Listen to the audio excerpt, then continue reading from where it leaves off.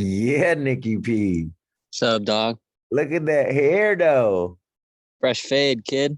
You looking like a rock star. Shit, party like a rock. Totally, dude. Fuck, I retired the flip flops in 2010, bro. Did you? It's part of the Yeah, song. That's what the song says. party like a rock star? It goes party like a rock star. Rock. Totally, dude. No, it doesn't. Yes, it does. Look that shit up. All right, all right. Like So, the little John one? yes. Fuck, I must have been too wasted. And you say you know your music. Look at them. Damn, put me on every time.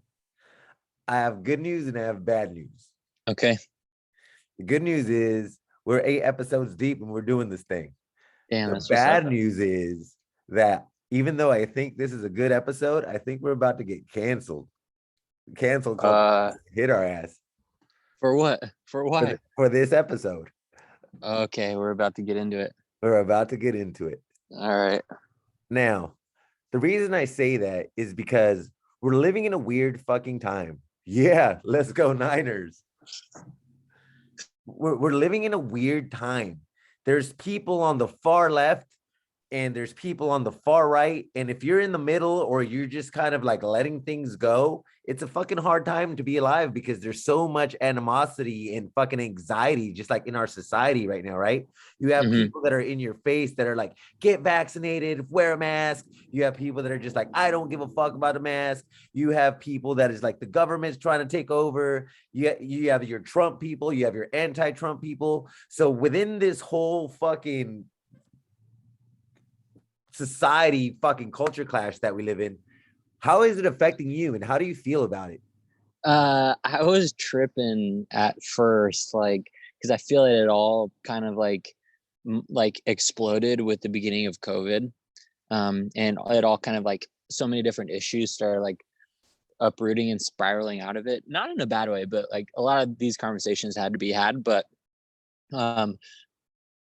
one, I just think there's like just too many people now and too many problems for any sort of immediate solution.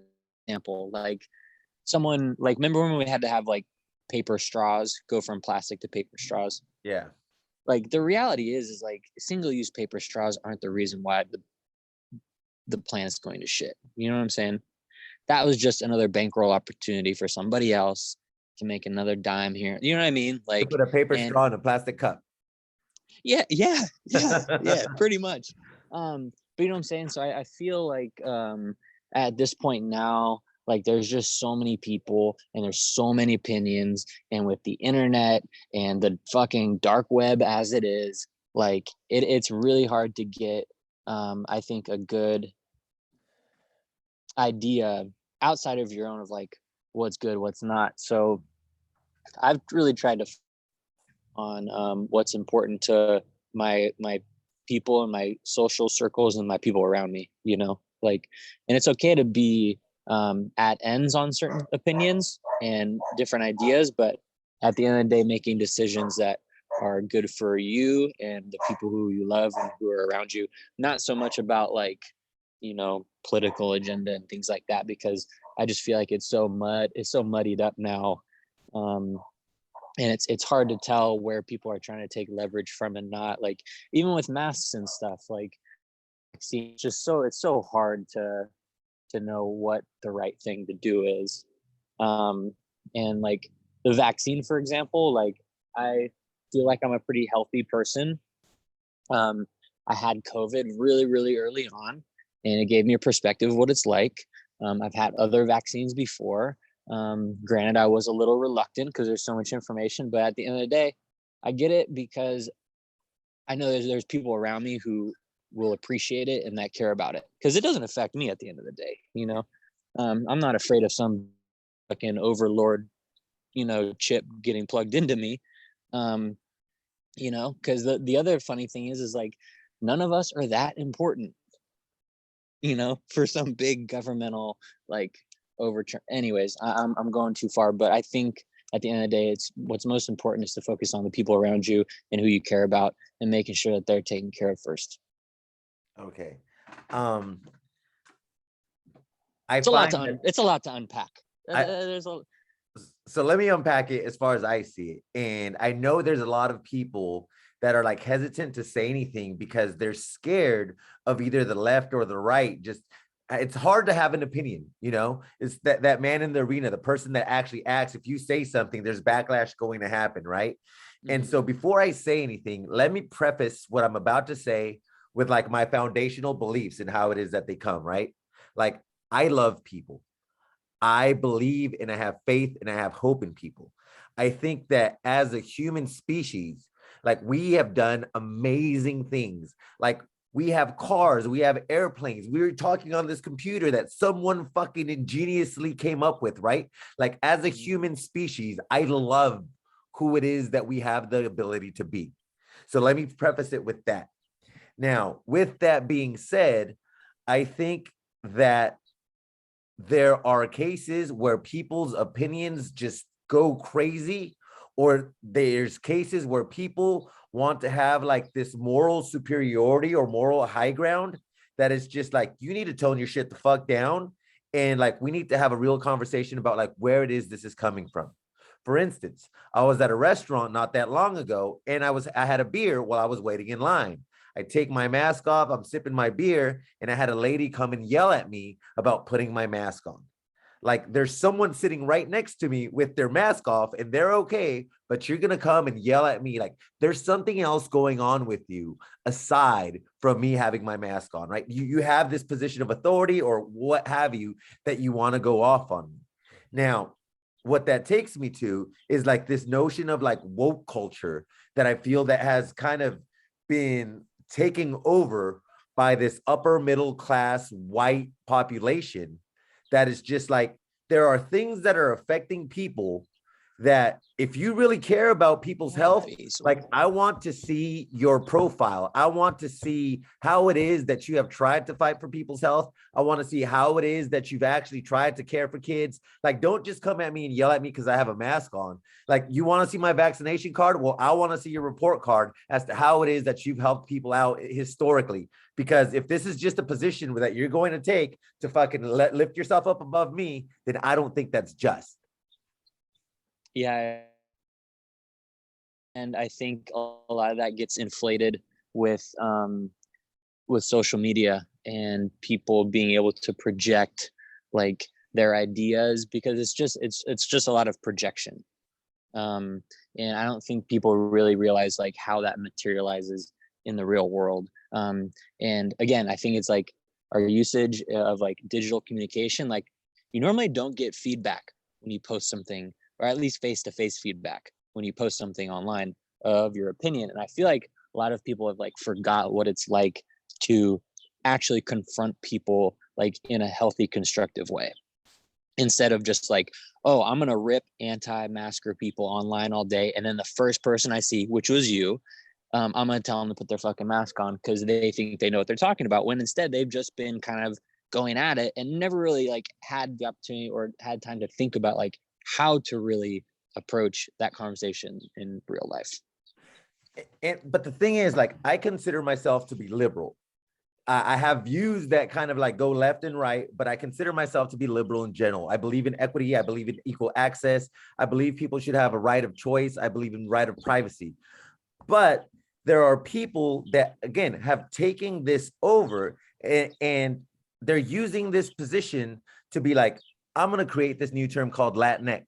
Like, do you know Hispanics on the ground that want to be called Latinx? Are you in touch with the grassroots and understand how it is that they feel and how it is that they want to be termed? Or is this just something that you came up with in your ivory tower and you want to kind of enforce me to use a term because it makes you comfortable, right? Mm-hmm. Mm-hmm. Yeah, yeah, yeah, yeah. I mean, if we're going, oh man, we're going. Well, if we're, oh man, all right, we're going there. It's hard for me to comment on any of this because I'm not obviously like, I guess, I mean, I am involved because I'm a human. So that's the way I see it. But I guess if you're talking racially, like I can't really fully tap in and understand, especially the Latinx thing, but like even the Black Lives Matter and all of these different like uprisings of movements, which I'm all for it. You know, like I said in the beginning, like of our conversation, is I'm open to all of it because it opens up forums and communication, and I feel like things that need to be discussed and figured out, right? But I do feel like sometimes those things take a turn, and people kind of lose sight of like what it is that we're actually trying to do, lose sight of a common goal. And yeah, eventually, I mean, it's just like anything in culture, like, you know, anything radical or new that comes up in culture, like a lot of the way that it's subdued is if it's plugged into the mainstream. That's my thing. I think it's been taking over and not in a positive way, right? Again, I consider myself liberal, and I think that shit, I lost my train of thought. I think that there's people that have kind of taken this movement over and taken this as a position to have like superiority, right? When I was teaching college, I taught about oppression. And there were people, a number of people who were just like, this isn't real. It doesn't exist anymore. Obama's president. If we have a black guy as president, oppression's fucking Yeah, done with, right? Little did they know that no, these things still exist. yeah, And that's outrageous. I think that since the pandemic, it's kind of brought these things out to light, right? And Hmm. so with that being said, now they want to, they've talked about the institutions. We have systemic racism. We have all these systemic issues, right? They want to argue against the system. However, when it comes to the vaccine, they're like completely pro system, as if big pharma and politicians aren't coming together with vested interest to push a Hmm. narrative one way or another, right? Don't Hmm. tell me to question the system, but then when it comes to you and your ideology and your moral superiority, you want me to just go ahead and do what it is that you want me to do. Like, I think that's bullshit. Again, I think that the movement has been hijacked. And again, I think if you really are about this movement, if you are about people's oppression and subjugation and lifting them up out of that, I want to see your fucking report card. I want to see how it is that you've helped people historically, because if not, you need to shut the fuck up, because you're just trying to stand on this moral high ground, and that doesn't help anything. That makes it a left versus right thing. And I think that Fred Hampton had such an amazing perspective in trying to create a rainbow coalition, where rather than going against each other just because of our differences, we understand the grievances that we have in similarity and use those to, again, try to change the system so that it helps us all, so that we're not creating this I other distinction. We're creating this we, this us. And I think that's what the far left is doing. And I think that's what the far right is doing. But I think there's so many more people in the middle that need to not be swayed by these opinions. And again, be able to have this voice to talk this through. Yeah, definitely. I agree, because it can be really overwhelming, because you can kind of have, you almost get like a guilty feeling like, man, if I don't say anything, am I contributing? If I do say something, am I saying the right thing? Like, I feel like people have kind of like lost their voice a little bit, or are afraid to say what it is and how they feel. And it goes back to your point where you were just like, oh, I don't know if we're going to talk about this, and like being white, right? It's absolutely okay to be white and be like, you know what? I have a discomfort in talking about this, but this is my experience. This is how I understand things. That is your cultural capital. And unless you share your voice, which is many people have that misunderstanding or feeling unsure, unless you bring in that narrative, how the fuck are we going to deal with it, right?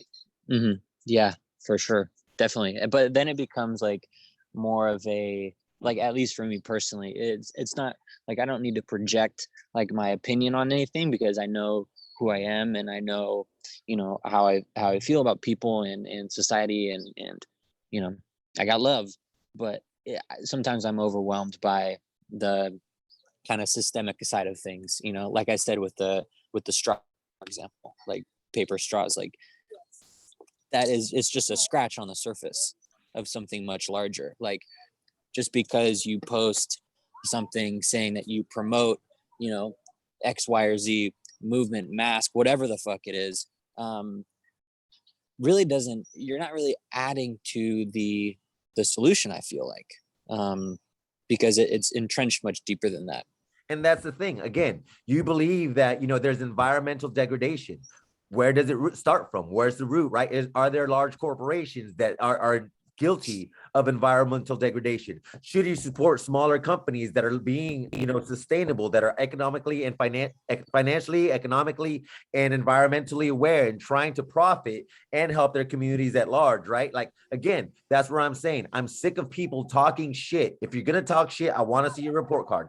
You want to see my vaccination passport so that I'm okay? I want to see your report card and your historical file that tells me that you actually have a vested interest and that you've actually put in the work to change your community and better society as a whole, other than getting in my fucking face and telling me to wear a mask or that you want to see my vaccine passport. Yeah. I think there's just a lot of emotion wrapped up into a lot of it too. I feel like people's emotions kind of get the best of them as well. But that's the thing.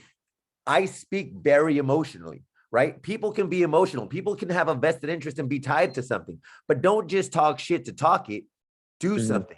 Actions mean more than words, right? What have you done to further your cause? It's like those people that stand outside abortion clinics with their signs like, oh, this is bad. Like, okay, you're kind of putting people that are coming in to get help in a shitty position. What, you're pro-life, you care about life? Show me what actions that you have done to care for children, to care for impoverished communities, to like further or better somebody else's life, other than standing in front of a fucking business holding a sign, right? That's what I want to see. Don't just talk your shit. Don't just put other people down. Show me what you're doing to better the world. And unless you can do that, you need to shut the fuck up. Bet. Yeah. I think you know well enough more than a lot of people because you've studied it for so long, but I know you've studied a lot of the Black Panthers and the way that they approached changing, and it really, you could check their report card and you can guarantee that it's top to bottom, like stocked with anything and everything they could have done, from soup kitchens to schools to this to that.